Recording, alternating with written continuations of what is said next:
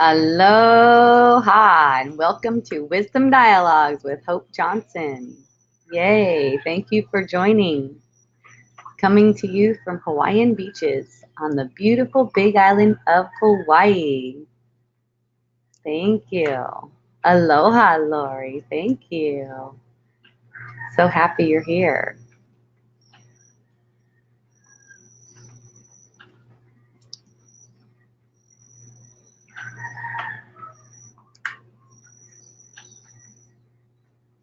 So thank you.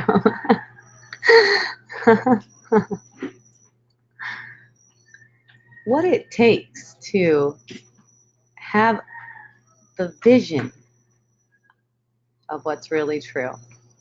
The vision of what's really true is willingness, that's all. Because what we're perceiving of a person or a situation or an object is a projection of our own imagination. We're not willing to see anything else. Not willing to see anything else besides what's just right there on the surface and what meaning that has for our lives, which is already playing out on its own. There's something deeper than that. Something deeper than what's just showing right on the surface. There's a gift within everything and a gift that everyone is bringing. You can say it's the gift of eternal life. Because whatever perception you have, whatever perception you're having, it doesn't matter what it is. It doesn't matter who it is, what it is. Keep on relating with it. Keep on looking at it, and you'll find something about it that gets an energy rush within you, like a trigger. Something annoying or disappointing or shocking even. Can't believe they did that. When you recognize that it's all arising within you, projected from you. Say it like that. Projected from you. So that you can perceive it.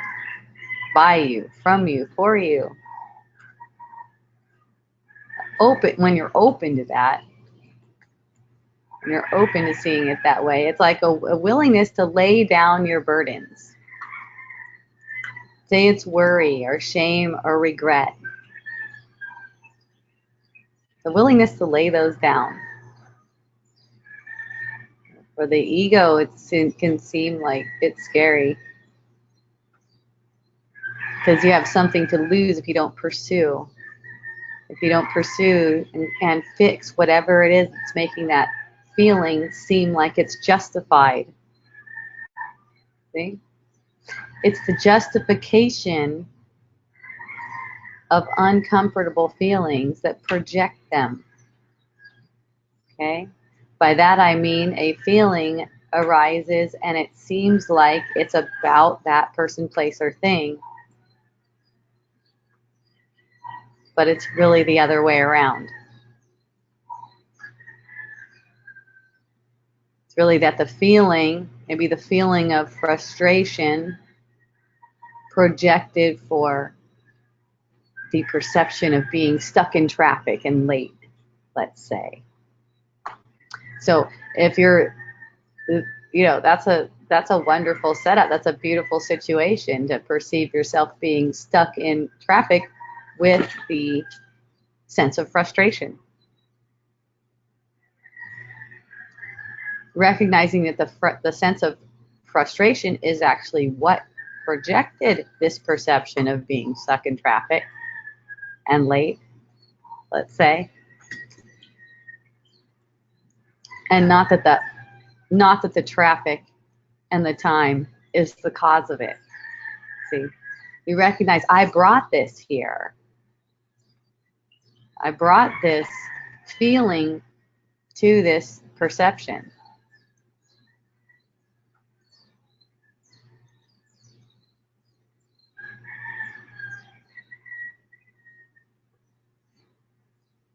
not that the perception made me feel that way. Got a beautiful Lori hand coming up here. Yeah, girl. Hello. Okay, so Aloha. so the perception is here because of the feeling? Yes. Remember, we were talking about it before. Feeling is the first physical manifestation of thought. Feeling is still a manifestation of thought, yeah? It's the first Right. physical manifestation of it. So you can say that's the base of it. That's the base of the physical world. Okay, then the story, the thoughts come about it. Right. So, yeah. So if that's the thing about the physical world. It's like in the physical world, the feeling, that's the first physical manifestation of thought, and it's the foundation of everything else that you perceive. Oh, so right, because that thought, I mean, because that's showing up in the body that's being perceived too. Yes, exactly. So Oh, the subtlest, you can say the subtlest manifestation of thought is feeling. And that's where it starts. It projects from an energetic body. You could say it projects through the thought structure of that energetic body. Energetic body is also, energy is also thought. So there's all this thought making up this energetic body and everything that's projected is filtered through this energetic body. And the feelings inform you whether or not your thoughts are true. true or not. Right. Basically. Because if it feels like shit, it's not a true thought. Yeah. So that's it's like when you know that, it's like nothing can harm you. There's not a sense that you're vulnerable to things. That's it all starts from there. That's your only responsibility. It's your only responsibility is, recognizing that that feeling is informative. It lets you know whether your thoughts that you're believing right now are true. Lets you know what path you're on. So, if you're watching that, how that mechanism works, you get to where you start to go down that path. It's like, ouch, no, go back the other way. Yeah. All in thought, it's like, oh, drop that. It's like a hot potato. Oh, drop that one. You know, it's just like holding on to things. Like if you have a conversation with someone and you are, feeling bad about it.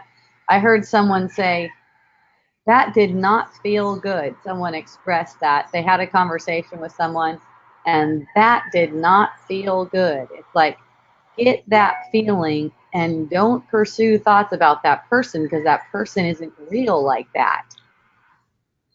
Because whatever did not feel good was not them. That was a misperception. That was painting a picture over what's real. There's no way there's no way that the truth can be split and go against itself.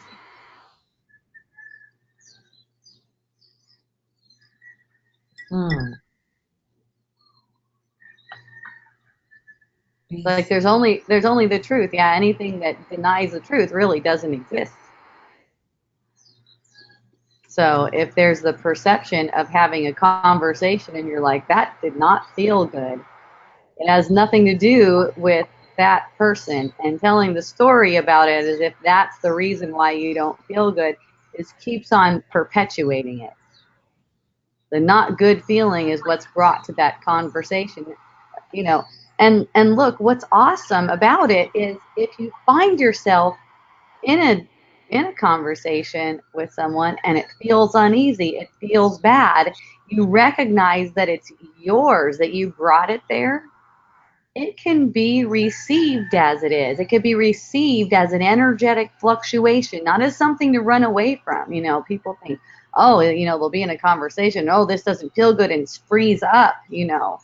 Right. But it's like it's more of an opening, allowing yourself to breathe and have that experience of that uncomfortable feeling, and then the uncomfortable feeling can settle, and then you can even communicate with the person that it seemed like Wow. it made you feel bad. But if you think that it's that person that's giving you the bad feeling, you can't even communicate with them because now they're already considered guilty. It's like a conclusion has been made, and now you can't even communicate with them because you've denied love. See? And that's all there is. That's the only true communication we can have is communication in love. Hmm. So immediately you've already predetermined that, wow. So relaxing or into realizing that you've made this up and it isn't true, that's easy. Seems like it would be easy. Yes, and it does. It seems like it would be really easy if you just choose Right. to if you just choose, but here's the thing. If you just choose it, it does get easier, and you can make that decision. It's just that it's a decision that has to be made from moment to moment.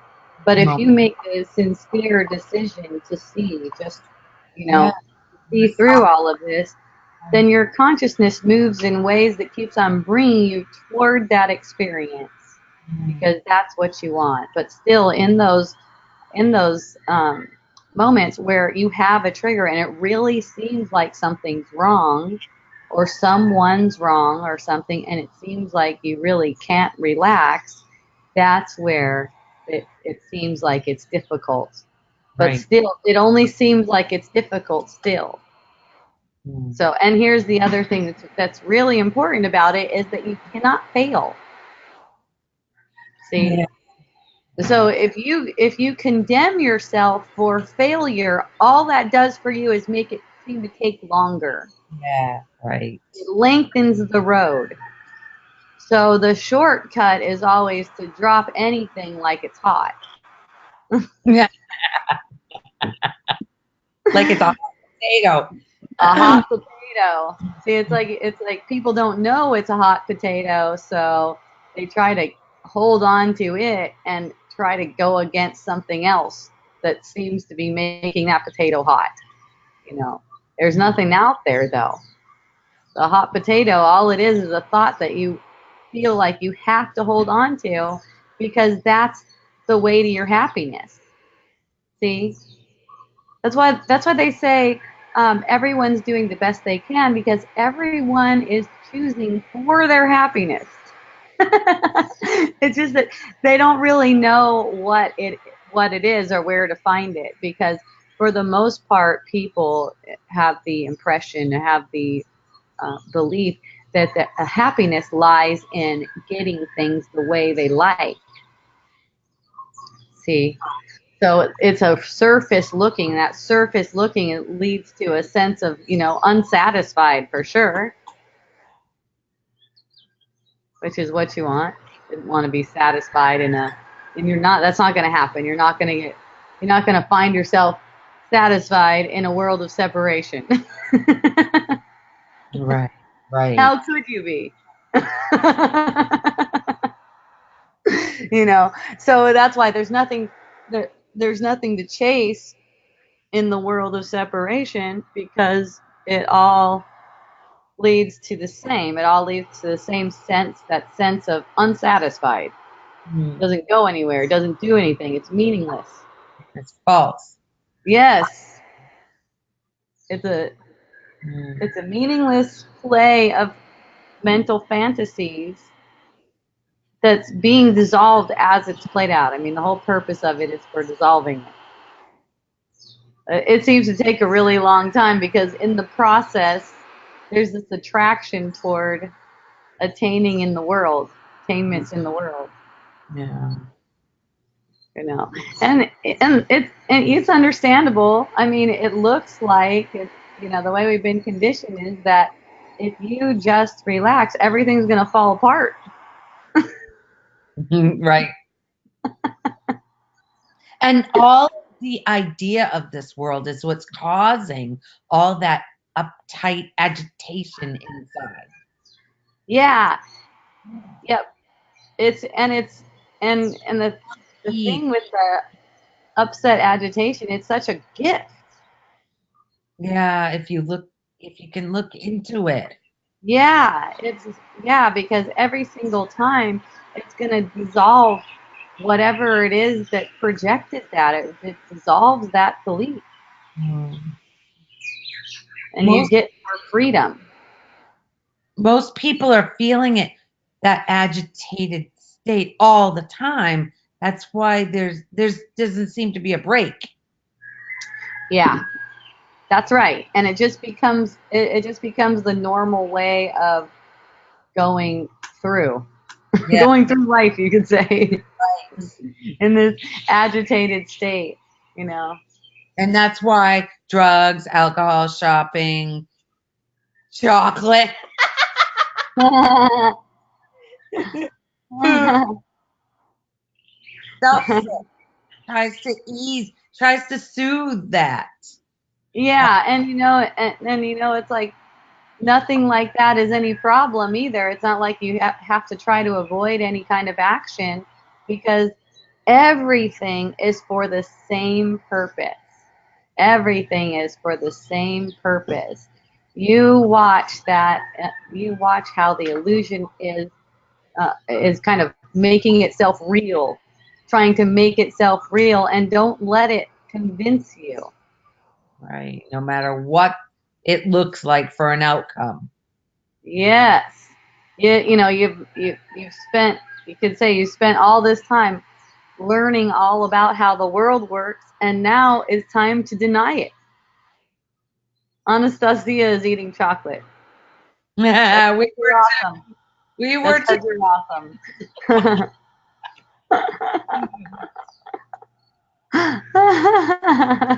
That's so fun. Yeah, so don't look to the manifestation to show you anything, Right. because it's meaningless. It's just you knowing what's true. It's you knowing what's true that allows more and more openings, and it allows, most importantly, true communication to happen, true love to be shared. And that communication happens just like in that one example of, thinking that someone did something wrong or bad to you, or or that or about that didn't feel good. That conversation with that person really didn't feel good. So in that moment, it's like you're relating with them, not communicating with them, but relating with them in a way that's making them out to be dangerous to you. See? That that doesn't mean anything. It's totally meaningless, but it drives you insane. Or you could say it perpetuates insanity.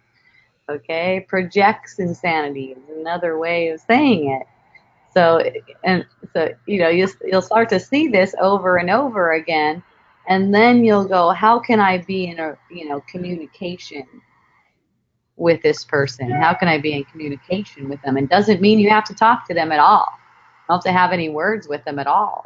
But if you notice that it's yours, that bad feeling is yours, and it's allowed to fall away, then you're communicating with them. Then there's a healing. There's a healing in the mind for that particular play.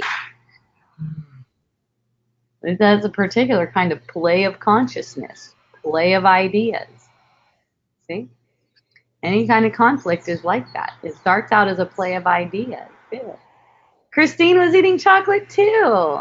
Yay! We're chocolate eating people. We're choking.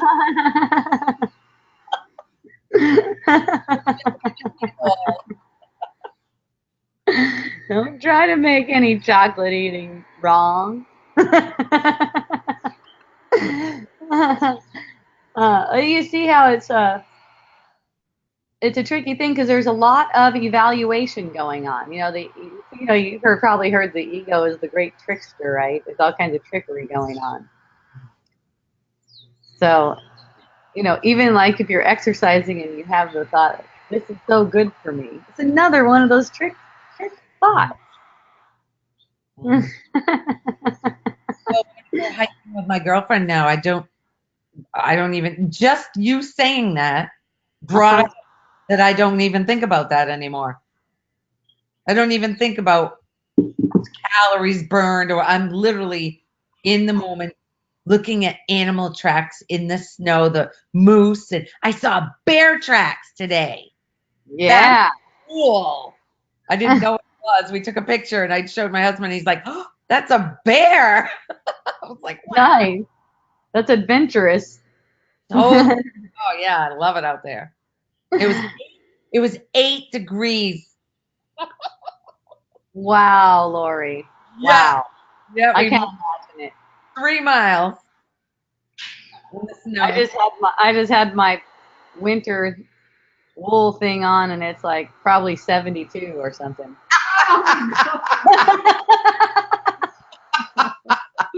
I'd be in my bikini. Chilly. Long sleeve shirt and everything.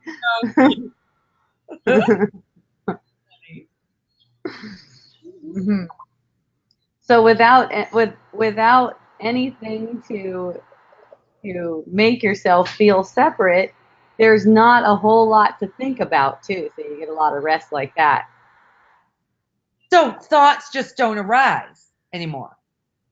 Well, they do, but they stop coming one after the other, one after the other, one after the other like that. I don't even know. I'm not even aware anymore of the coming one after the other, after the other, after. Yeah. Well, having different perceptions can change that too. See, you've probably experienced they come in like a whirlwind real fast when it seems like something devastating might happen or did happen. Right. Right. Yeah. So it's interesting because anything that seems like a cause for concern, it'll just crop up and oh no, of course concern isn't real, and then it'll just fall again. And there's just nothing there. Concern isn't real. Okay, so this is what happened tonight. Or my husband is we're looking at a piece of land on the water. And he was going to do this certain thing through his 401k because it's pretty substantial and the money in there. So we were just going to take $1,000 a month for a year or so.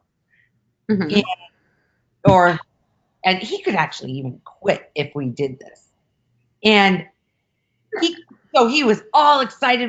He could tell he's got it all in his mind how this is going to look, the pad that's going to be made for our RV to go on in the summer over at this place. He's got it all decked out. And he was so excited when he looked up what he could do with his 401k.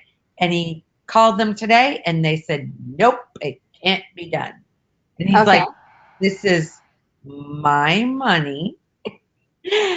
And you're telling me I can't take my money? Nope, there's some kind of, and I said, this isn't, it's not done here. This is not a wall. I don't believe it's a wall. There's something that can be done. I'm not accepting that it's a dead end. Right. Yep. And also detachment from the idea that there something else has to be done. Right, right. Because if it's meant to be a dead end, then it will be a dead end. Right, yeah. Because nothing's gonna come to you that that isn't for you, and you Right. can't really know what it is. So it's like it's both ways. It's like you don't have to accept that it's a dead end, but also stay detached from. You might end up doing some stuff and find that it's not going to go down the way you wanted it to. Mhm. Or let's say the way you thought you wanted it to, because you never really know how you want it to go. Right. Exactly. I also see that too. There's a Yeah, there's a pull for it. The mind would want it, but then I found myself saying to somebody today, life's going to do what it's going to do. I really don't have any say in it. yeah, and that's right. That wanting, you don't have any say in it, and that's why it doesn't matter. It's not Yeah. like you have to stop the wanting. It's not like you Right. have to stop the wanting. It's just not. It's not relevant to you because it's playing out fine. Right. Yeah. That's what that wanting is what's motivating you to play out any kind of telephone calls that you're making to try to get that money or whatever. That's what's motivating that kind of action. But it's not like it's personal. Right. You could see what the illusory self, you call it the illusory self or the body image wants by, motivation, whatever the motivation is. Eventually the motivation becomes more and more toward the truth because that's that's where your happiness is. Which openness to Yeah. whatever it is. Yeah. Yes, it's just openness to however it goes. And you basically your body is being used by consciousness. Yeah. It's being used up by consciousness. Who's performing all of the mind's fantasies, and it's not something that you have to get involved in. Non-interference. Right. Non-interference. You don't have to interfere with your mind's fantasies about what you want and what you need to get, or what they want, what they need to get. Just be there for whatever you're motivated to do. And you know how you know what you're motivated to do? You find yourself doing it. Exactly. Yeah. So if you find yourself doing it, that's something that you've been motivated to do. It's like be there, be in that, without trying to judge it or make it into something, make it good or bad, comparing anything like that. Just do whatever it is that arises within you to be done, which is being done automatically. But do it with your whole self. In other words, don't run from anything that comes up that's uncomfortable. Don't attach to anything that you think is going to make you happy. Just let the thoughts rise and fall. And Mhm. that's how everything's going to go really smooth for you because it's not adding any kind of disharmony to what's being played out. There's already enough disharmony being played out. You Right. don't need to add any. Because attachment totally does add disharmony. Because Yes, it's exactly. rigid. It's, it, Well, yeah. it denies that love is even possible. Right. Yeah. Because it's saying I have to have it this way. Right.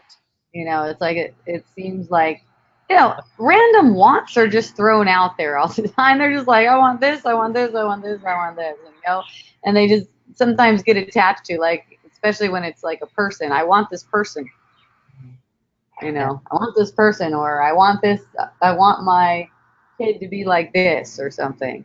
And then there's, some of them are just totally agreed with. It's like, yes, I really do want that. I'm gonna go after it. Mhm. Make sure I get it. Yeah. And my mom told me when I was probably about 12 years old, she said that if it's meant to be, it'll be. Exactly. I was worried about something, and I don't know what it was. Probably a boy, but like whether or not we're going to be together. And she's like, "Don't worry about it. If it's meant to be, it'll be. If it's not meant to be, it won't be. So there's nothing to worry about." Mm. And and Simple. I heard that, and I was like, I knew that. I was like, "Oh yeah, for sure." Mm. Yeah, I don't have to chase after anything. It just comes exactly as it should. So if the imagination has made it into um, detail and everything, doesn't that draw? I mean, like you have dominion over it all. Hmm. So doesn't the imagination of like he has the whole patio, he has it all set in his mind, just like when he builds a car in the garage, he has it set in his Yeah. mind, and all of a sudden it's coming to fruition. Uh-huh. Isn't that um like a draw to it happening? What is a draw? The imagination. Well, yeah, it's all happening in the imagination, though. Yeah. It's all imaginary, you know.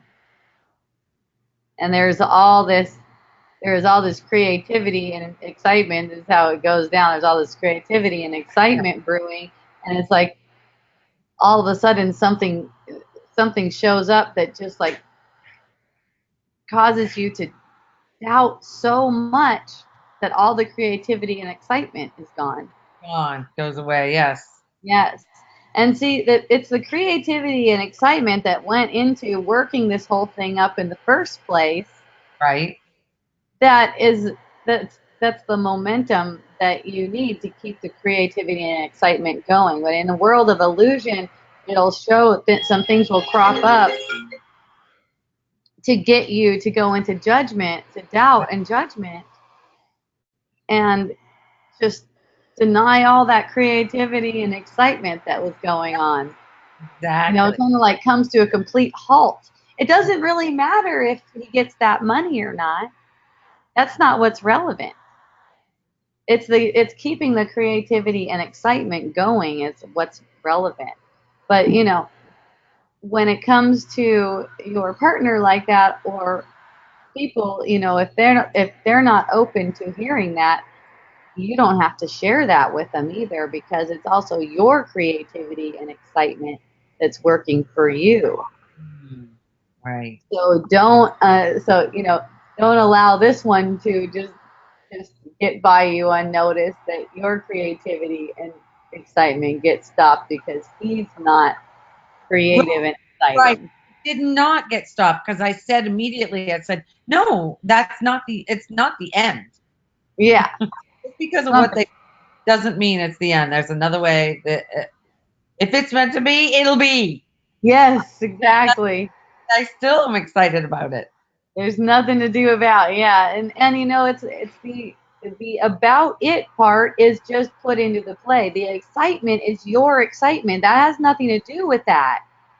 The excitement you also bring to it.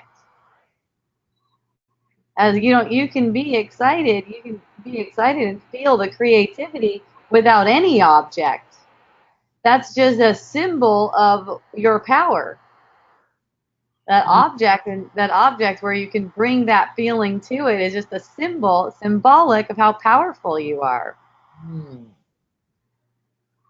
Okay, Anastasia wrote me a question here. My friend here is asking, is there a creative way to heal the past? Yes, recognize that there is no past. Okay? Creativity is right now, and there is no past. The whole past that you consider your past is also projected right now. It did not happen. Okay? It did not happen. If you're holding on to the past, you're holding on to the past right now. Okay? Creativity, or you could say your dominion over the world, gives you the choice whether to let that have effects on you right now. Okay? So that's a creative way to heal the past and recognize that there isn't one. There isn't one. All the other ways, on the surface of healing the past, make the past real first. You have to make the past real, no matter what the modality is. First thing, make the past real, and there's something to heal. There's something. secure about you. But the fact of the matter is that the past doesn't occur. It only occurs as a memory right now, which is a projection from your own mind. It's just thoughts. And Yeah. they're not, you can't touch a thought. It's gone. Yeah. Just like the future is all thought. It's not real. Yeah, it's like the question, how do I heal the past? You might as well say, how do I heal the future too? Like Same thing. And all there is now. Okay, she said, I knew that. I experienced trust issues coming up in partnership and co-creating. It's fun to see after it's gone, not while it's going on.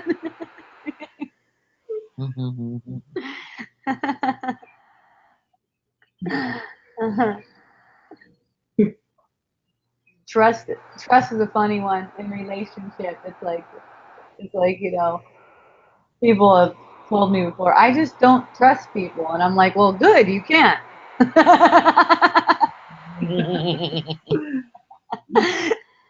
they're like puppets playing out your own mind. So they're gonna do whatever you can trust that they're gonna do whatever you ask them to do. You project them to do. Yeah. And basically, like whatever they say to you, it's like you wrote it out first. You can trust that they're going to do whatever it is that is necessary and desirable by you for releasing yourself from the dream of separation. It's always a gift. Like, trust them to do what,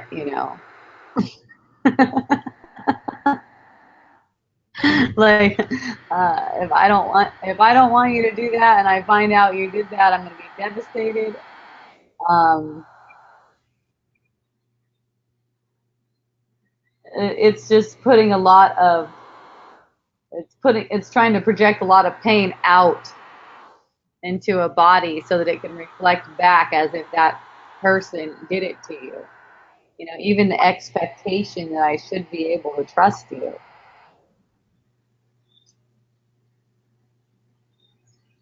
What you can always trust, what's always trustworthy though, is love.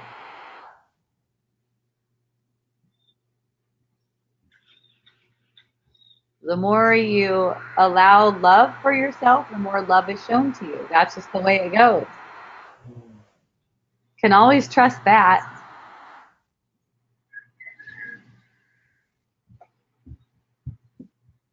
And all that means is not accepting ideas that make you into a limited aspect in your perception,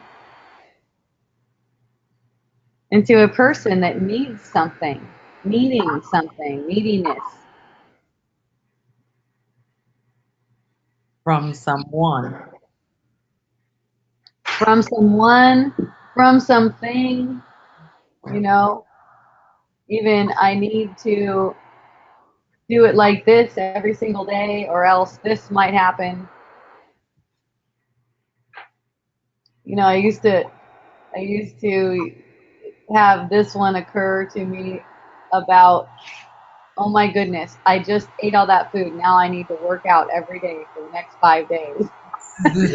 And after that went on for, I don't know, like 25 years, it was like, what is that?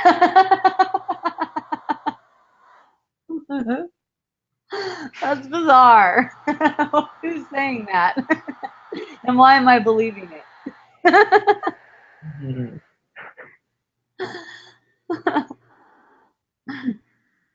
even the one I've got to pay this bill tomorrow.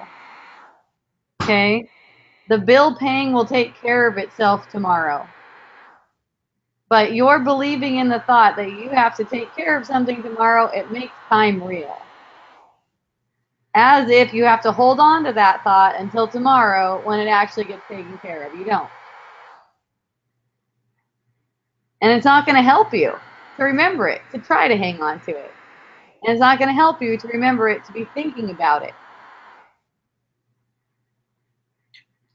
Tomorrow can take care of itself.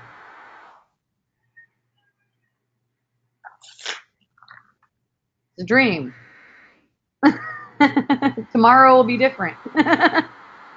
Mm. The next minute will be different. Jeez. Yeah. And all it is, and all you're perceiving is energy fluctuations. It's an energy fluctuations. It's like the body senses are designed to make sense out of energy fluctuations that are projected from your body's energy field in the illusion. So you're having the sensation of being in a body. Right. Having the sensation that you're in a body doesn't mean that you're actually in a body. Because we're not. What? Because we're not. Well, yeah. Yeah, and you know that's known. Like even in the scientific community, that's known. It's like the understanding of it hasn't trickled into mainstream yet. Mm. You know, it's kind of like people in the scientific community find that out and they're like, "Whoa, what? Oh, okay, well, I don't know what that means." Keep on going.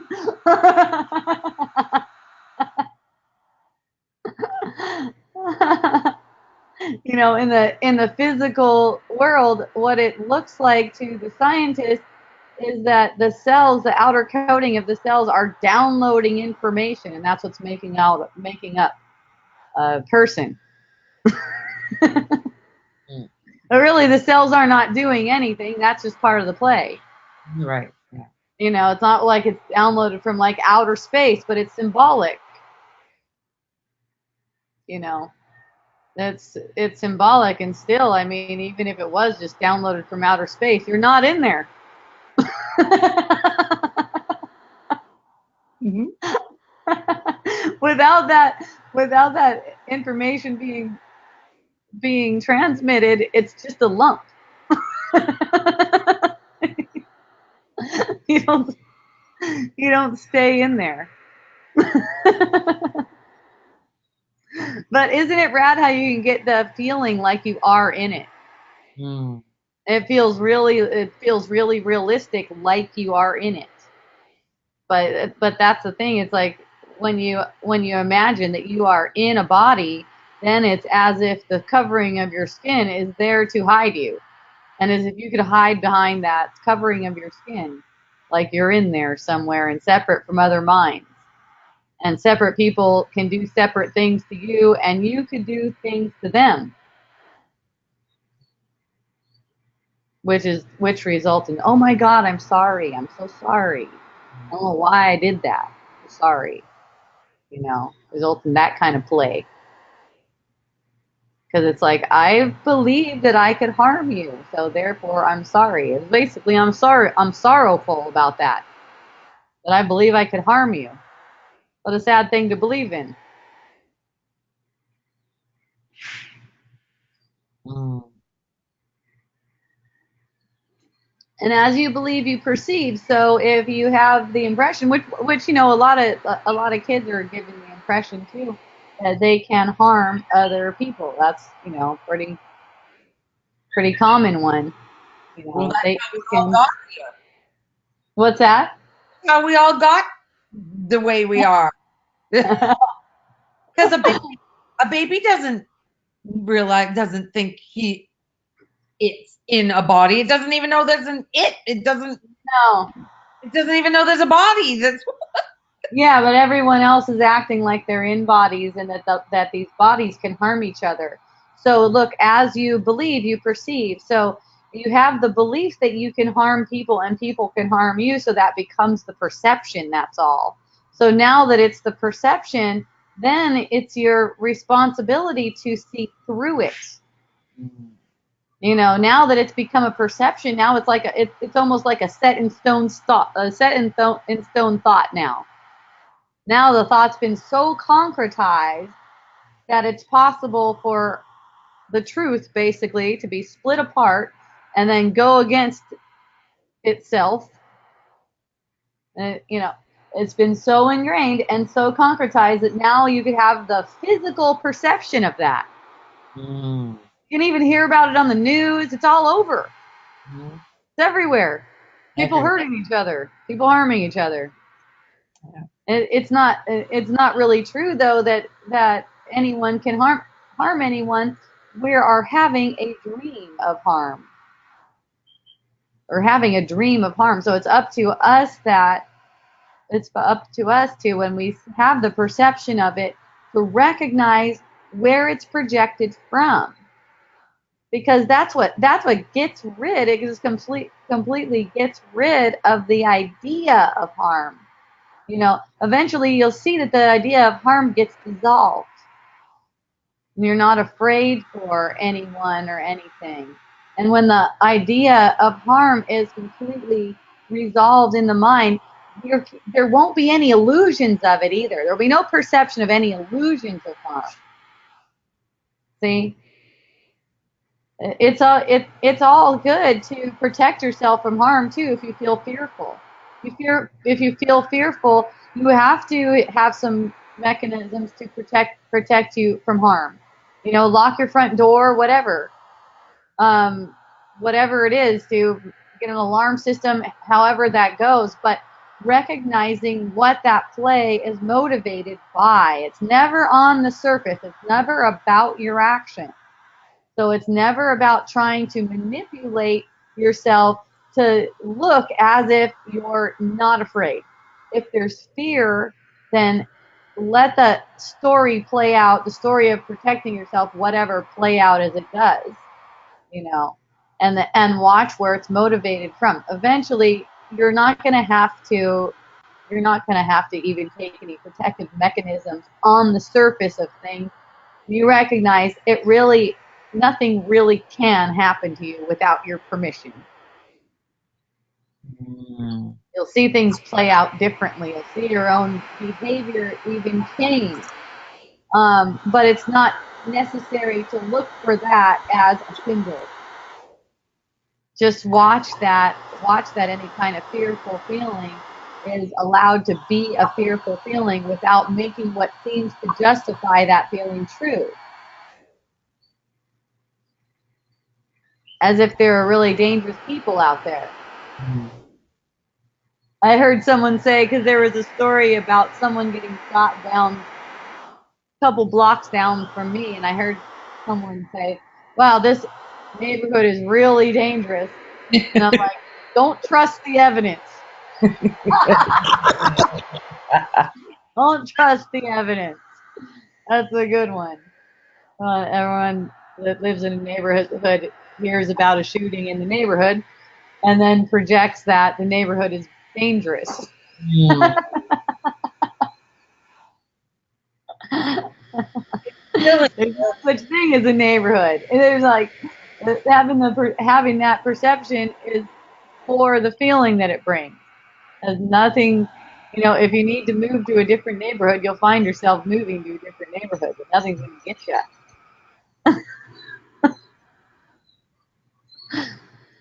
Mm. And no one can steal from you either. There's nothing there. There's nothing there to take. Even identity theft, whatever it is, if it seems like it's intense or anything, it's just an intense feeling projected. Nothing is happening. Whether it seems good or bad, nothing is happening. The only thing real is the love that's shared. And love gets shared when you're not buying into fear, when you're not buying into fearful concepts. Mm. One that makes the neighborhood real. Dangerous. Yeah. First, it has to really be a neighborhood for it to be dangerous.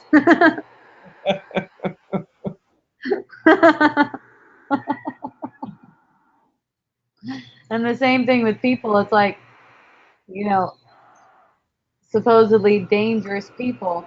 It's like you cannot help where you're being motivated to go, let's say, because you don't go anywhere. That's why it feels weird to say the word go. Barely even came out of my mouth.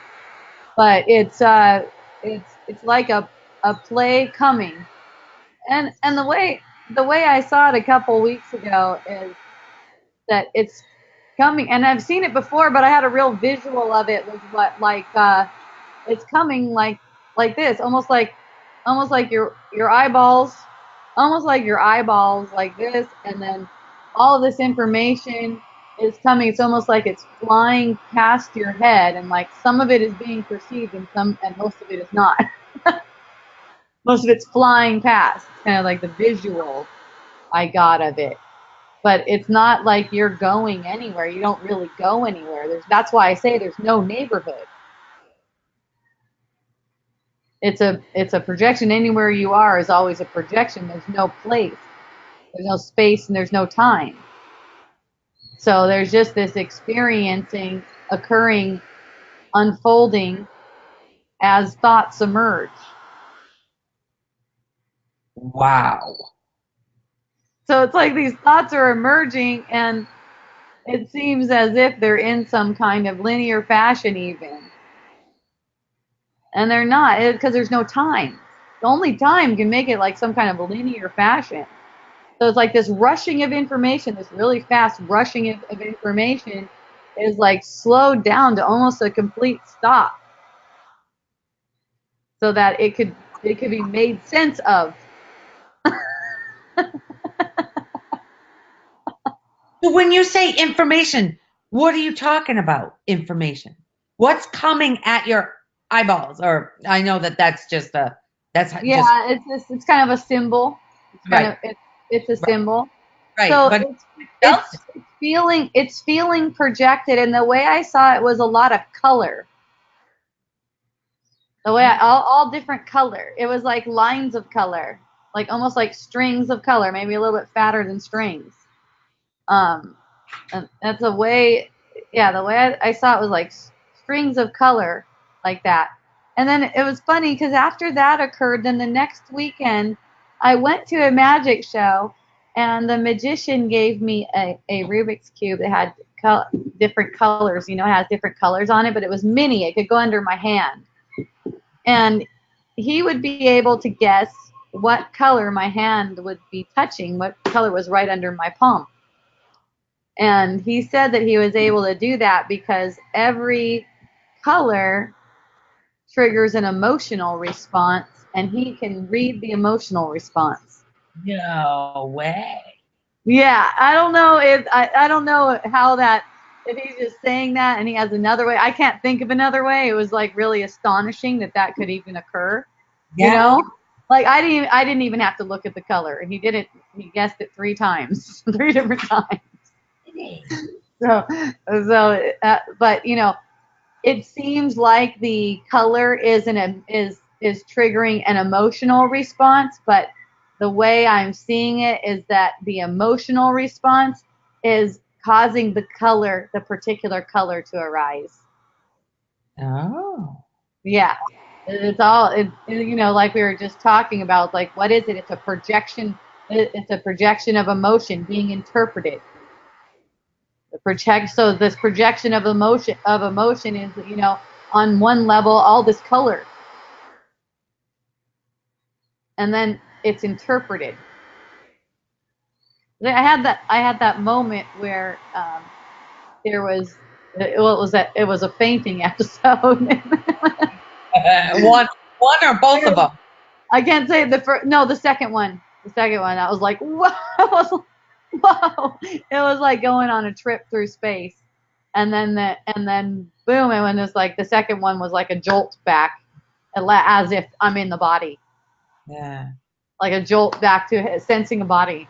But it's interesting because the colors, it always looks like the things in the world, and the way our condition is, the things in the world are bringing up the feeling in us, but that's not really how it's going on. It's flipped. It's the other way around. The feeling in us, it was bringing about the things in the world. Okay. The feeling in us is bringing about the things in the world. Yes, and the feeling, and the feeling is all predicated on belief. See? Yeah. And the beliefs are false. Yes, that's right. And all of them are false. Even the ones that speak to love. All of them are false.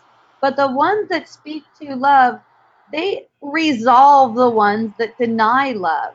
So if you will go to those, because in a dream that's based on thought, you can't help but think and believe. So Right. you're going to be believing one or the other. You don't have a choice in that. You're going to be believing one or the other. So you do have a choice in which one you believe, though. Well, what feels good is telling you which one to believe. That's right. That's right. And sometimes that what feels good gets confusing for people. I've had a friend of mine tell me, I've I've had really good feelings thinking about someone being murdered before. I've had really good feelings thinking about that. So sometimes that gets convoluted for people. Like what is it? What is the good feeling? And it's just like that. What was considered a good feeling just feels better than the feeling of victimization. See? So that's not. So if your choice is between victimization and killing in your mind, then you've gone up a level. I can't imagine where it would feel good about killing someone. Well, yeah, it's not. There's not good or bad. That's the thing. Yeah.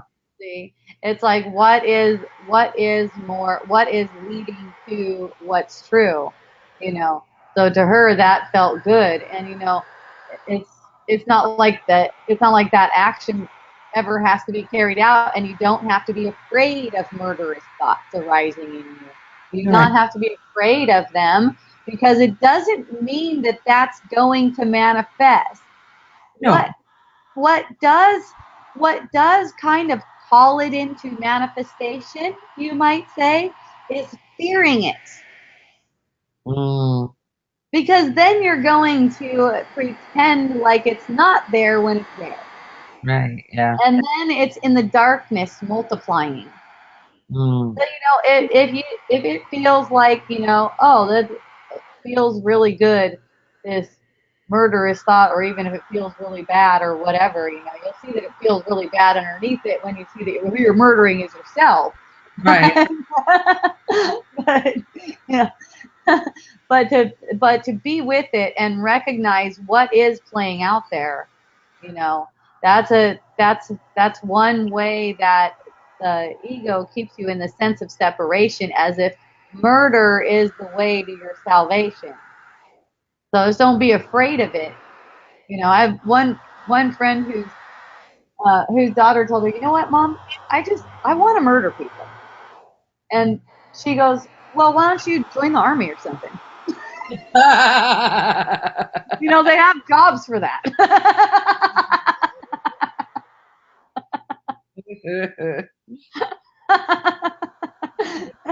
Somebody squelch that one. Yeah, or become a sniper, or whatever. They got those kinds of things. I mean, it's like these different things they're being played out, and it's not like any of that can harm you. So if you don't go to fear and hearing a 15-year-old girl saying something like that, then it's not going to be projected forward as if it's something fearful. If you make murder into a big deal, as if it's something fearful, then it makes it real again. If it's not such a big deal and not like a real, like, oh no, that's taboo, that's the wrong thing to do, people are going to see that that's not happiness. It's not leading to happiness. You Wow. know, it's gonna come clear that it's not, or that it's wrong or anything. As you look through what is being presented to you on the surface, and in recognizing that everything is a gift, you see beyond the surface of things. Then these things are allowed to work themselves out, because it opens the space for it. It opens the space for healing. Even, oh, this is bad, this is so wrong. I'm a member of a group, it's called a light workers group, and they post something about a guy who's like a spiritual dude, and he does healings on people and stuff like that, and he all these women came forward and said that he was sexually molesting them or something like that. So someone posts it and goes, oh, horrible, horrible. And then someone else comes on and just goes, just terrible, you know. And I'm noticing that, and it's like, do they know they put that there too, you know, to get that kind of reaction? Horrible, terrible. Mm. That is always, always, always about yourself. Well, Okay. if they've had thoughts like that, when they don't acknowledge and they keep it, and it goes into shame and guilt and all that, that's what perpetuates it. Yes, that's what perpetuates it. So it's like you can diffuse the energy of those kinds of interaction by not adding your energy of attention to the cause of it, to what caused it. Right. See? Remember, the cause of every manifestation is an upset feeling. You see something within yourself, you perceive something within yourself that makes you upset, and that projects it outward. So nothing is making you go, oh, terrible. I mean, of course, you know, when you have the perception of something like that, it's like not lovely. It's not a lovely perception, but in recognizing that you projected it to get any feeling that comes up, it takes all of the projection off of it, because then there is no spiritual teacher or victims to project your feeling of lack onto. And then you just have to feel all that for yourself. See, these opportunities come up as projection or for healing. You can take the opportunity to project it, and for the most part, people are looking for something to project their dis-ease onto. So they jump at the opportunity to project when it seems like someone has done something wrong, and that's why the news is basically just bad news. Right. Because that's the addiction. That's the addiction in the world, and that's why, you know, in the world of form, it seems like we need to keep this up. We need to keep this up. This rejecting, this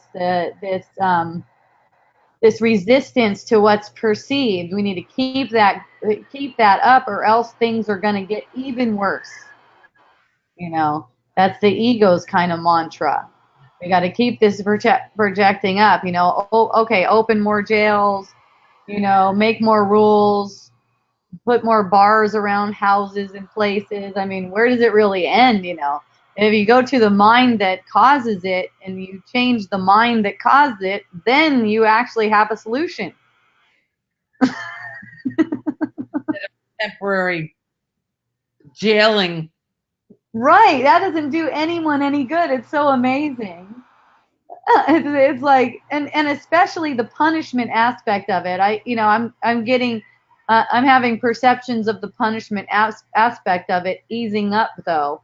I happened to see something today about yoga in prison for inmates. Nice. And yeah, here you have like people in there like convicted of murder and stuff like that, and they're like in down dog. But it's just a real different vibe for them than anything they're used to. Even just having a yoga teacher in there. It's like this is not punishment. They're not punishing you. It's like these if they weren't considered guilty, but more like of a diseased mind. And by of a diseased mind, I mean of a diseased mind, the mind that's projecting them. See? Not like their mind is just separate from everyone else's. But they're a projection of the diseased mind. If you're perceiving them, that's your projection. So, yeah, the punishment aspects tries to keep it away from you, tries to keep that projection of pain out there and away from you and locked up. But it never works because, as you know, you can't kill energy. You can't lock up energy and you can't kill energy. You're still gonna get everything that's coming to balance out the energies that are being projected from you. It doesn't matter who's in jail. But if they're what I would call rehab in there is to remind them of who they are. Yoga is one way, because it's just a loving practice. It might not resonate with anyone. There could be all kinds of different, ways of showing who they actually are. That's a way. That's a true way of rehabbing, because then when they feel the power of who they are, they don't want to kill it. They don't want to be harming people. It doesn't sound good. You're only harming yourself. They don't want to steal. They don't want to any of that stuff. And that's the kind of rehab that would actually work, because it's healing the mind and not just a person. We have to go to the cause, and I see that as, the recognition has come clear to me, and then I see it start to manifest in perception, which is really fun. It's like, oh, okay, someone's jumping on that. Right on. I know Katie has gone to a lot of prisons in the past and What's taught. that? Byron Katie has gone to prisons in the past and taught the work. Oh, how awesome! Yeah. Well, there it is again, another perception of the same kind of thing. That's wonderful.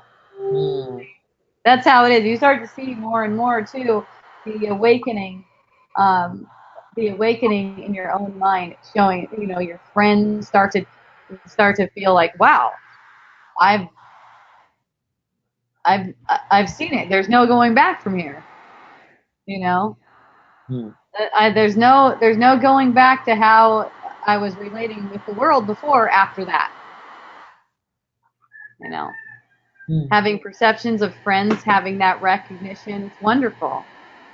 Bob said they have Vipassana in prison. Yay for that! I love it. There's another one. The perceptions just keep on coming. See how that is? Now, if I were to go, okay, let's look for ways that prison people get punished. We can find all kinds of things about that. It's just whatever we're magnifying at the time. I was just thinking that school seems to be punishment for kids. Yes, totally, Lori. You are on it. Yeah. You are so on it. In fact, my son Blaze doesn't always go to school. Sometimes he doesn't feel like going, and got a letter from the school, and the letter quotes the law in there. It says parents are compelled to assure that their child makes it to school. And I was like, oh yeah, right, like that's gonna fly. That means you're supposed to make a person do something against their will. Okay. Yeah. It's a funny indication. It's and the reason for that is that they have found that people who go to school have a better life. Nothing else than that. Just like we have found, and we decided, and it's like the whole purpose of that is to make it as if there's a reason for concern, as if concern is legitimate. There's no concern that's legitimate. It's like this idea, and what happens in the household is, look, it's so funny, but parents were bossing their kids around in the household long before school arose, right? But but then there's a law that says that they're supposed to boss their kids around and tell them what to do. Make them go somewhere for like 6 or 8 hours a day where they don't want to go. where they don't want to go. Exactly. Yeah. Shit that they're never You're compelled to do that to them. And then if you can't get them out of the house, whip them or something, just as long as they make it to school. right. And learn shit that they're never going to use in their lifetime. Well, there's a lot of that. There's definitely a lot of that. And it's fear. It's all predicated on fear. So don't you be afraid of the school system. It is a very it is like it is set up like a fearful institution. You're going to be in trouble if you don't go. And as a parent, you're also going to be in trouble if you don't make them go. It is set up like a fearful institution. But if you remember that you have dominion over the world, those things have no power over you. So wonderful. You perceive a fearful institution. Yay, that's good. That's perceived in the dream too. It's not like it's a problem.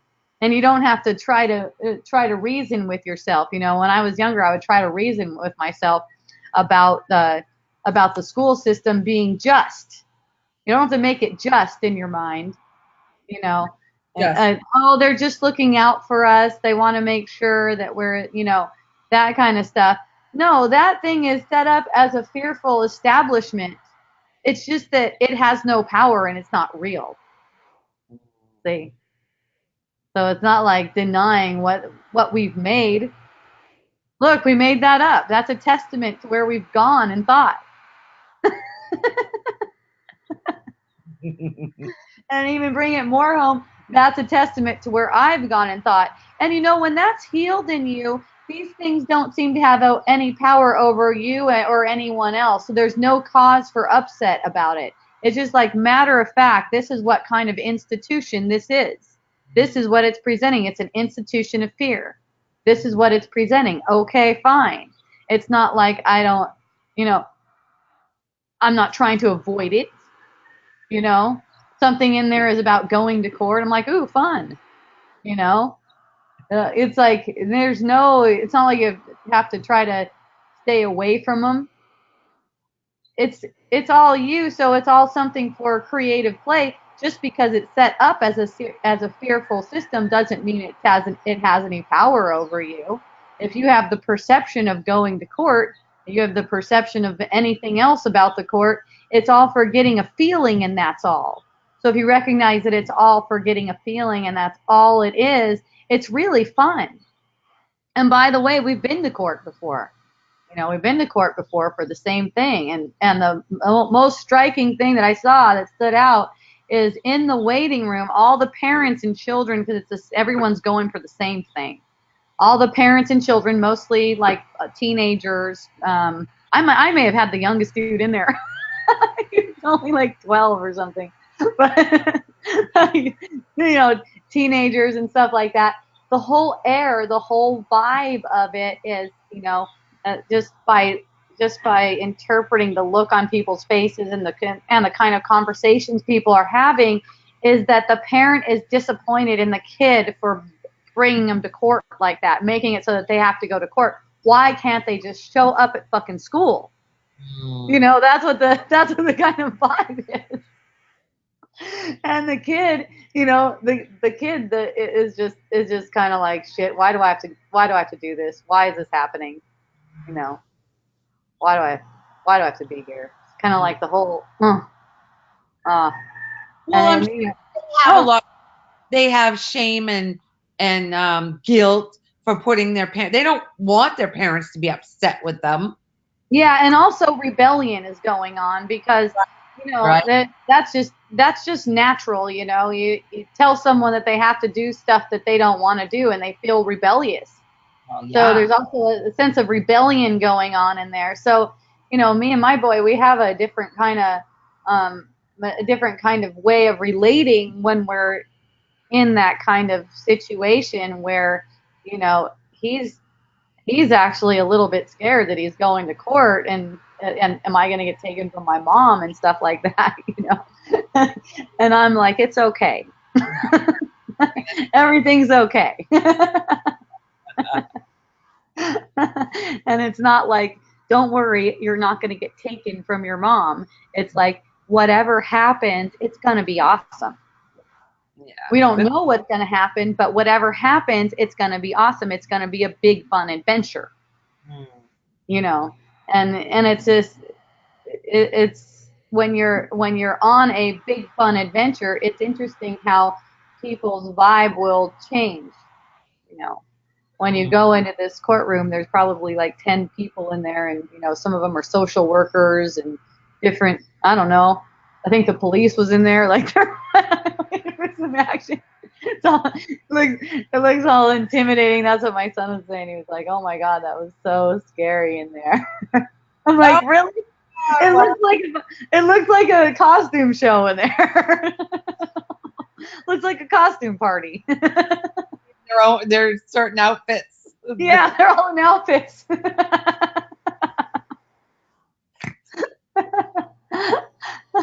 and then he goes, he's like, "Whoa, Mom, you really knew what to say. You really knew. How did you know what to say?" And I go, "I didn't. I didn't. I just know that everything's okay, so I'm not afraid of what I say." So it's just, I don't even know what, you know, like I don't have a pre-planned whatever. It's just see how it goes and however it works out. Because there's no fear, it's going to come out effortless. Yeah, it's just effortless. I mean, you don't know what's in store. There's no way to know. It could be that kind of thing where they're like, well, you know, since you don't spank your kid and make him go to school, then you're unfit. So we're taking that fucker, you know. Which sounds unlikely to me, but but still, you know, it's meant to get you fearful. Right. So if you're not fearful of it, then you can keep on communicating. You can keep on, and when you're communicating, basically you're sharing love. So it's really hard for people to punish you when you're sharing love. Exactly. Yeah. Yeah, it's really hard for them to dole it out, you know. My daughter Akea had an interesting experience with the police not too long ago when she was cruising around in her car. You know, she had a little bit of ganja in there, and they just overlooked it. She was laughing. Laughing, having fun, and they just go, "Oh, that's, you know." And they converse with each other like, "This is a really small amount, you know." So it's not legal in Hawaii? What? It's not legal in Hawaii? No, it's not. Isn't that funny? Heck. I know. of all places, right? And it's not in Hawaii. That's yeah, it's not of all places. You think it would be? Yeah. Oh, Bob's asking me, what did you say to them? I just answered his questions. Probably let him know that he didn't really miss that many days, as they said. Nice two. I think he asked me, did he really miss? Two and just a U for you. Yeah, that's how Bob writes. Isn't that cool? What did the letter U say? Number 2, them. What did the letter U say to them? This is Braun, everyone. Hi, Braun. But you know that already. Yeah, I think everyone on here does. Everyone on here knows you. How awesome. Okay, so the judge asked me if he really missed that many days, and I said no, he definitely didn't, which is true. And then probably he said, "Tell me about it," and I told him about that.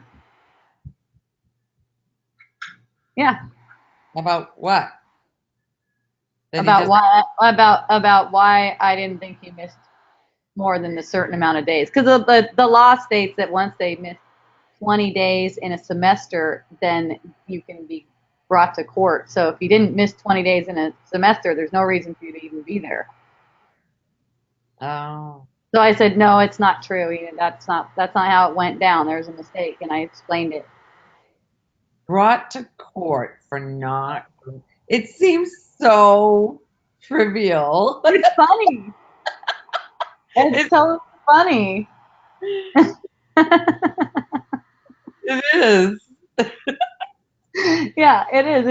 It's Criminal. it's not trivial. It's not trivial to them though, because in the mind that feels fear, cause and effect are real. So in their idea that the cause and effect are real, they've found in their whatever kind of observation they've done is that it's kids are better off if they go to school. They're better off in life. They're happier. It's all for happiness.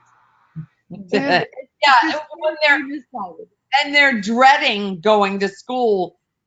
It's not making them happy by not any. happy. It's like you're happy. And see, the whole thing about having a school system set up like that, it's training them and really ingraining them that your happiness is in the future and it comes after you do a bunch of hard work. Right. That you'll never need to recall in your lifetime what battle of whatever the hell, what year it was. What, jeez. Oh. It's okay, Lori. So ridiculous. Well, they were making my kids learn a language. Now, yeah, well, your kids even your kids project that experience for themselves. So don't forget that.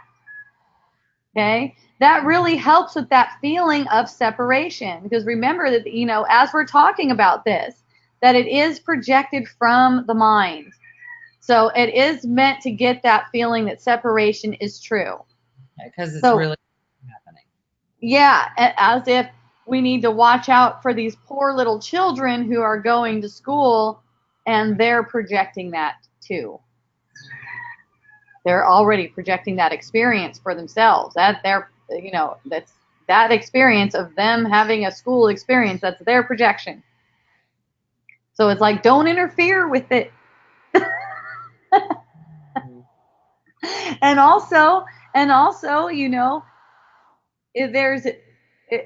if you're willing to see that it's irrelevant and not meaningful, you're open to a new way of being too, where as a parent, you don't feel compelled to do that, even though it says you're compelled. Because you're never compelled by any law to deny love, withhold love, let's say. And you're not going to find yourself forcing a person to do something out of love, unless there's like a toddler in the street and a car's coming fast. Right. Like you find yourself picking them up and going, and they're like, I didn't want to move. But, but someone who's saying, I really don't want to do that. And you're like manipulating them, compelled to assure your child attends. I'm like, no, that's not true. You're never compelled to deny love. You're never compelled for that. So, it's one thing to have everything they need. Like my big son, the reason he's in school in the first place is because he likes to go. Actually. And what can be provided here as parents is bed, clothes, food, transportation, money, whatever, to have that experience. It's not like, hey, are you doing that experience right? Are you making the right grades? Are you going enough? And all that kind of stuff. Well, that's what I was going to say. The parents are in fear too, thinking that they have to do it. That's right. Feeling like it's their responsibility to do it. This is a joint effort to hold this thing in place, believe me. Mm-hmm. Is this part of your book? What? Oh, probably. I don't know. It's just coming out spontaneously. I don't know what's part of the book because Julie as awesome as she is. There's 3 books, by the way. There's 3 books because there's so much material. I started writing 9 years ago and used to write a lot more prolifically than I have lately on Facebook. So she compiled together 9 years worth of stuff, and the first book that she put together was it has the title Protecting Innocence, and it's all about awakening with children. So she took all that, she did like search and find or something, and found all of the ones with children, kids, stuff like that, and organized them for me. So I have gotten a little bit over halfway through with editing, and some of that editing is involving a complete rewrite, because at the time it was written, I was being well guided, but the expression has changed a lot since then. Oh, I see. Yeah. So that's really fun. So far I'm about a little bit more than halfway through on that, and I don't know what's going to come up because it's fun. I just see, I'll read it and go, oh, wow, okay, that's not the way I want to say that. Here's how I'd like to say that. Wow. So, yeah, it's so fun to see again, to revisit them in the categories like Julie put them in from all these years. Really interesting. It's interesting to see the transgression, like how it, it started with just a little, almost like a scent of the spirit. And then I was writing, I was kind of like writing to work it out. I was writing to work that out because I would have like almost like a scent of it. Yeah. Like a mist or something. And it's like, oh, where is that? And it was like I was writing to work it out, and I was sharing what I was writing. Oh my gosh. Do you need this book read by somebody before you let it go? I would love to send it to you. I would love to read that book. Yeah, I'll send it to any of you guys. Anyone who comes on Wisdom Dialogues who wants it, I'll just send it to you. Oh, that'd be awesome. Yeah, I'm stoked to share it with you. I'm stoked to share all three of them with you. So the other one that has a specific, I guess, genre would be one on romantic kind relationships, like partnerships and stuff like that. So there's going to be a book on that. She's already compiled all this stuff. She's done her job. She's done this part of her job completely. It's all me now, because all she did, which was a lot. I'm saying all she did, but it was really a lot. It was really a lot, and it just a huge to take all that material and put it into 3 books and put it into chapters and everything like that. So after that, there's one on romantic partnership relationship. That's good. Yeah. And then a third one that's just kind of like a catch-all without the romantic relationship. So it's everything without the romantic relationship and the awakening with children part. Okay. But it's not like it's just going to be like stuff that I've written before. It's not going to be like that. A lot of this stuff is getting, some of it's closer to this, some of it's where, the consciousness has evolved closer to where it is right now, where it's like, oh, that's perfect. I might skip a page or anything. For the most part, like, where was I going there? Okay, let's see. And it's been so fun. And Julie's not on today, but man, I can't even express how grateful I am for someone just coming along and saying, hey, I want to compile all that stuff for you. That's awesome. And by the way, that stuff is really great. She's like, I haven't seen anything like that before, and it really touched me, and it's really great, and I want to put it all together, and you don't even have to give me any money to do that. Wow. So, That's awesome. Yeah, it's really awesome, and it's easeful. I mean, when she first reached out to me, I was like, my thing is, I don't really feel like I'm motivated to sit around writing. I really don't feel like I'm motivated for that. But then once I see, and once I see what she made, at first she was going, well, you don't have to write anything because you wrote it all already. I'm going to take it and I'm going to organize it for you. And then it's going to go. So once I started reading the first one, I'm like, oh, no, I'm totally motivated. That changed. But the main thing in all of this that keeps sanity through everything is you don't need to do anything. Right. There's nothing that you are capable of doing. So the idea that this is a lot, and frustration has been worked out in me so much. You know, it's funny to me when I get a little twinge of the suffering that appears as frustration, you know, but it's been worked out in me so much, it's like not even something that is pursued. You know, it's just allowed to be that. And the overwhelm, that's another one. The overwhelm is like, oh my God, 3 books, and they're all done, and they're all waiting for me, and this and that, and my harp, and my yoga, and my business, and you know. So it's like, and that's a big thing that seems to hold people back, is the idea that you're doing things, and so overwhelm is justified. When overwhelm isn't justified, there's just all this space to allow whatever you're motivated to do to be done, and in a joyful fashion, and then things just automatically get done when they do, without worry, and in excitement, you know, in a feeling of excitement. You know, it's like whatever you find yourself doing, if you're not doing it with a feeling of excitement, then you're mistaken about something. And if you just admit that you're mistaken about something, and you're willing to see what that mistakenness is, then it can get corrected through feeling that feeling. And then there is no such thing as having too much to do.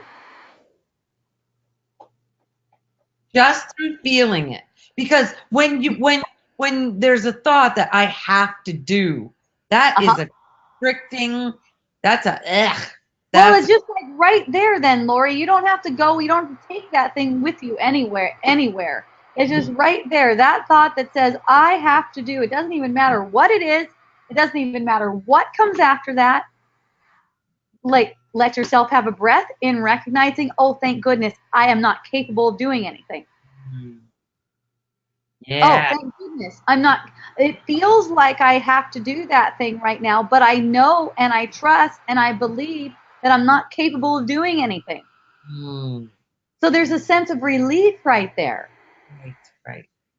You know. Ease. And that's basically what I come to Wisdom Dialogues for, is to confirm that you are not capable of doing anything.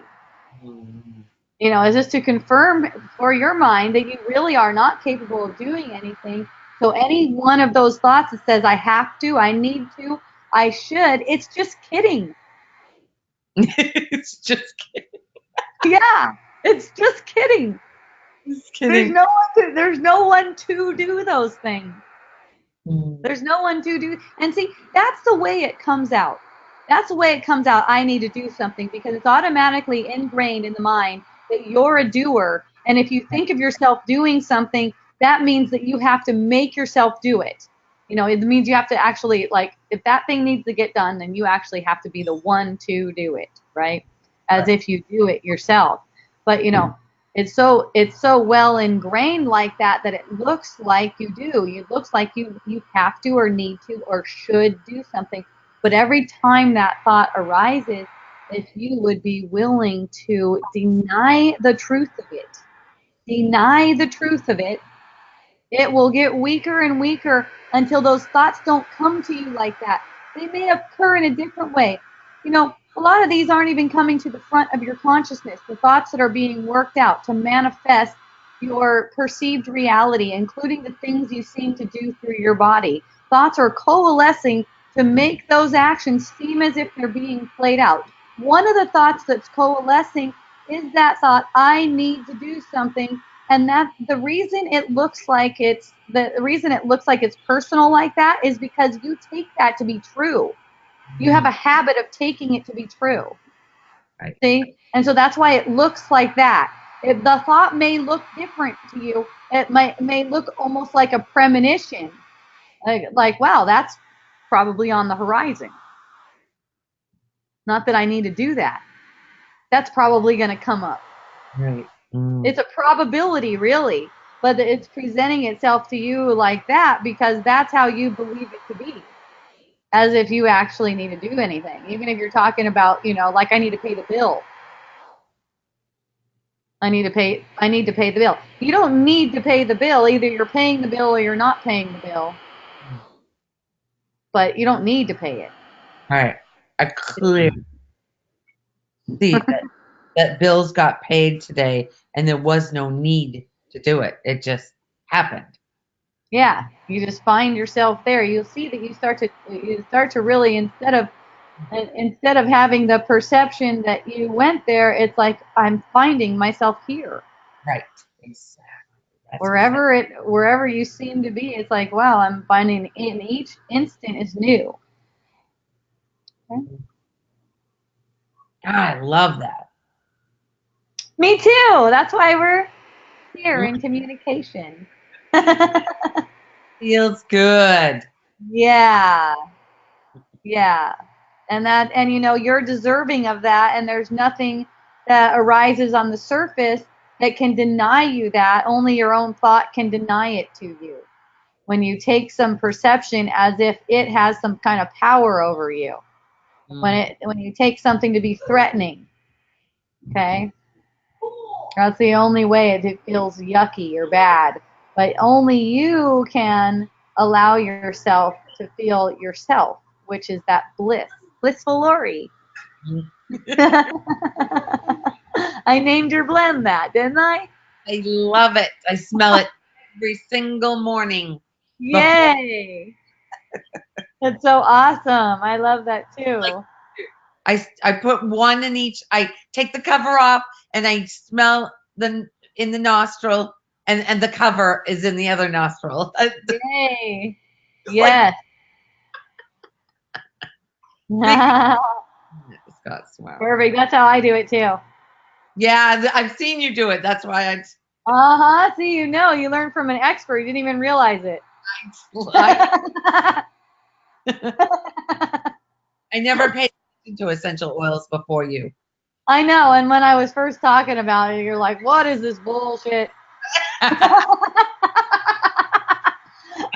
I saw that one on Facebook. Bob Shine posted it to my wall. It said, geez, let the kids believe in Santa Claus, would you? You believe in essential oils, and that seems to be okay.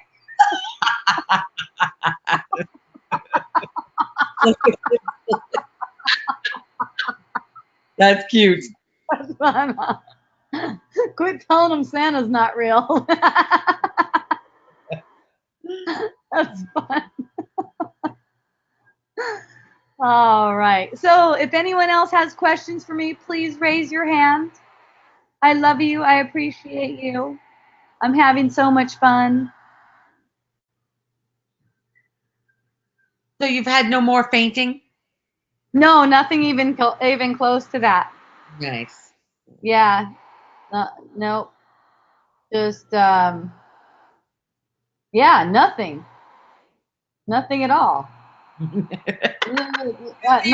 No freaking anything. It was so funny too because there was no reason for it, even as a doctor. They checked everything. They checked everything they could think of: the dehydration, all the blood, all the sugar, all that stuff. Nothing. It was just for fun. Yeah, I guess so. I Now, had fun. did you ever go see the movie? No, Akea went and saw the movie with her friend the other day, and she said it's really bad. Oh, she didn't. We were almost going to see it this past weekend. Oh, it's not good. No. That's what she said. Yeah, she said that people have said it's not good, but I guess the first one is good, which you could just watch on Netflix or something. Right. There's going to be 5 of them. Oh, what movie? No one knows what movie. I got what movie from 2 people. Thank you, Christine. I appreciate you. The movie is J.K. Rowling. Fantastic Beasts. Yeah, right. Right? Yeah, the J.K. Rowling Fantastic Beasts. I didn't see the first one. Me either. But the funny thing is, Akea was saying that we are not allowed to see the second one without seeing the first one. And Braun and I were rebellious. We went to the movie theater without seeing the first one, and I fainted. Just a funny part of the story. I've seen it anyway. It rules. Who knows? I may never see it. Isn't that fun? Yeah. But I do have tickets for any movie I want.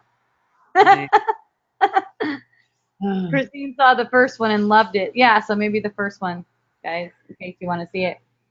All right, so join Wisdom Dialogues. If you like to join Wisdom Dialogues, you think this is fun to come on and have a conversation with me and stuff, come on. You would go to Facebook /groups/Wisdom Dialogues.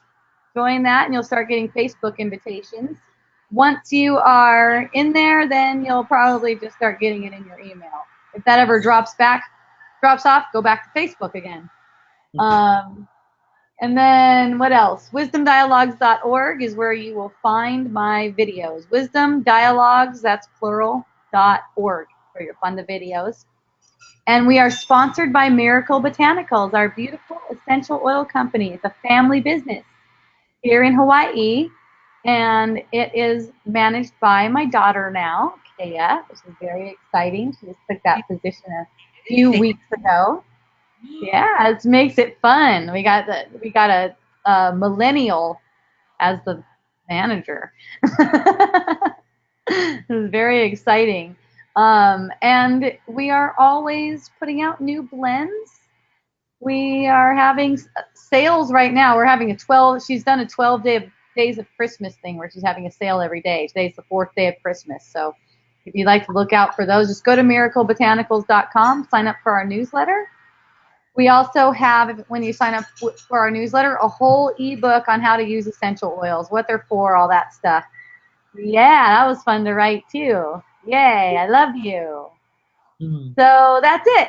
Unless anyone has anything else for me, I'm feeling complete. That was so much fun. Thank you, everyone, for joining, and have a beautiful week. See you next Tuesday at 3. Aloha. Thank you, too. And a hui ho. I love you, Yulia. Hooray. Aloha.